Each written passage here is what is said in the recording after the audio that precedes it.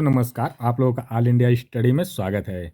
तो आइए आज हम पढ़ेंगे ईवीएस का महत्वपूर्ण प्रश्न जो परीक्षा में बहुत बार पूछे जाते हैं। इसमें प्रीवियस ईयर का भी क्वेश्चन है, तो आप लोग जरूर देखिए। यहाँ से आपका कम से कम 2 से 3 क्वेश्चन 100% गारंटी के साथ फंसेंगे। तो आइए हम प्रश्न नंबर 1 पर देखते हैं।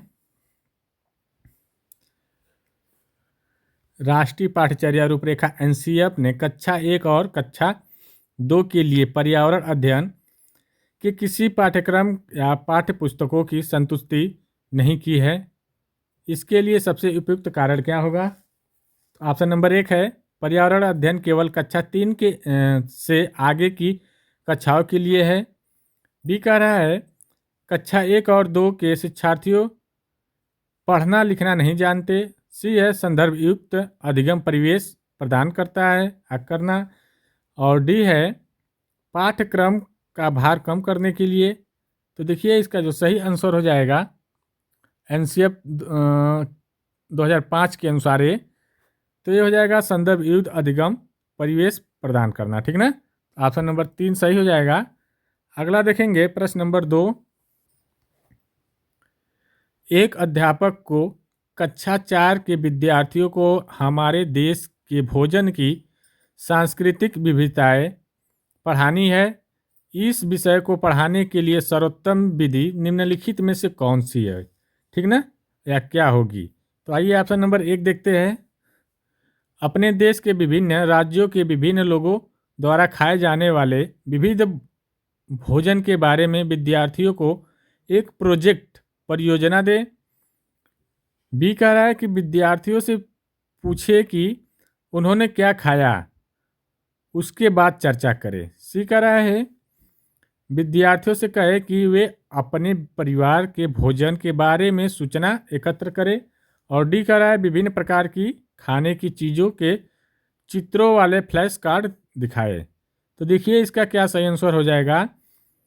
विद्यार्थियों को यही करना पड़ेगा कि प्रोजेक्ट बनाना पड़ेगा, जिससे विविध प्रकार के भोजन का प्रोजेक्ट बनाए, जिससे क्या हो पता चले कि हमारे देश में कितने प्रकार के भोजन है। ठीक ना, तो इस हिसाब से इसका जो सही जवाब हो जाएगा ऑप्शन नंबर ए हो जाएगा। अगला देखेंगे प्रश्न नंबर 3। प्रश्न नंबर 3 है प्राथमिक कक्षाओं में पर्यावरण अध्ययन के लिए निम्नलिखित सभी समान उपागमों का अनुपालन किया जाना है, केवल इसे छोड़कर। मतलब इसमें से एक को छोड़कर सबको करना है। तो इसमें ऑप्शन भी दिया जाएगा कौन कौन से है। तो आइए देखते हैं। मूर्त से अमूर्त, ये बात तो बिल्कुल सही है क्या? मूर्त से अमूर्त की बात कर रहा है, एक को छोड़ के करना है। ठीक ना, देखिए ये मूर्त से अमूर्त की बात नहीं है यहाँ पर, तो इसलिए नहीं होगा। सरल से कठिन, ये बात सही है, ये हो जाएगा। और स्थानिक से वैश्विक, ये भी होगा। ठीक ना, तो इसका सही जवाब हो जाएगा 2 और 3। तो ऑप्शन नंबर सी करेक्ट हो जाएगा, 2 और 3। ठीक ना, अगला देखेंगे प्रश्न नंबर 4। प्रश्न नंबर 4 नहीं है, प्रश्न नंबर 5 देखते हैं, उसको लास्ट में कराएंगे। प्रश्न नंबर 5 है कक्षा 5 की अध्यापिका माहिका चाहती है कि उसके विद्यार्थी आसपास के पौधों का अवलोकन करें। सार्थक अधिगम सीखने के लिए उसे बच्चों को क्या करने के लिए प्रोत्साहित करना चाहिए? तो देखिए ऑप्शन नंबर 1 है समझना कि पौधे हमारे लिए उपयोगी होते हैं। दूसरा है बी है अधिकतम पौधे के नाम लिखना।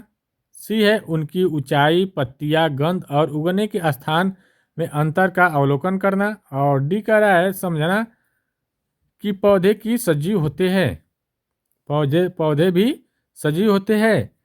तो देखिए वो यह चाह रही है, क्या प्रोत्साहित करेगी वो, कि यह समझिए कि पौधे किस लिए उपयोगी होते हैं, पौधे हमारे जीवन में कितना उपयोगी होते हैं, यह समझाने का प्रयास कर रही है।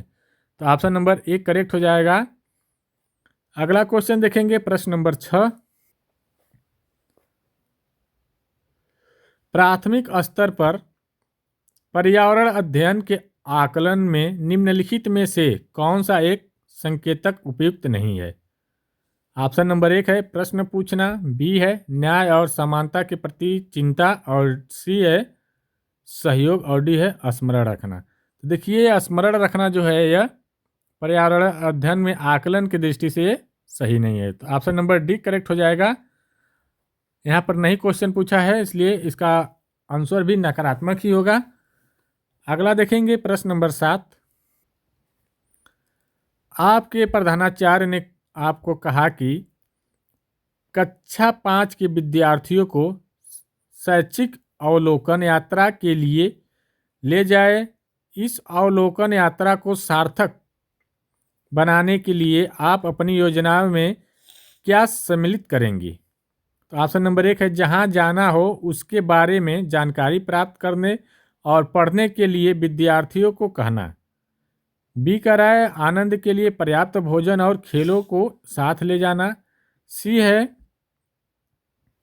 यह सुनिश्चित करना कि विद्यार्थी अनुशासित रहे और उस स्थान का शांतिपूर्वक अवलोकन करे। और डी है क्रियाकलाप की एक स्तरीकृत शीट उस स्थान के बारे में तैयार करना और प्रमाणिक तथा सार्थक अध्ययन के लिए उसे विद्यार्थी के साथ यात्रा से पूर्व साझा करना। तो देखिए यहाँ पर अवलोकन जब किया जाएगा सार्थक अवलोकन तो वहाँ पर एक शीट तैयार करेंगे। उससे क्या होगा कि बच्चे का जो भी गतिविधियाँ होगी वह जो गतिविधियाँ बच्चा किया होगा उसमें उस शीट में मेंशन किया जाता है, ठीक ना। तो इसलिए इसका सही जवाब हो जाएगा ऑप्शन नंबर डी हो जाएगा। अगला देखेंगे प्रश्न नंबर 8। प्राथमिक स्तर पर पर्यावरण अध्ययन के शिक्षण में कहानियों और कविताओं का प्रभावी ढंग से उपयोग किया जा सकता है। पर्यावरण अध्ययन में इनके उपयोग का मुख्य उद्देश्य।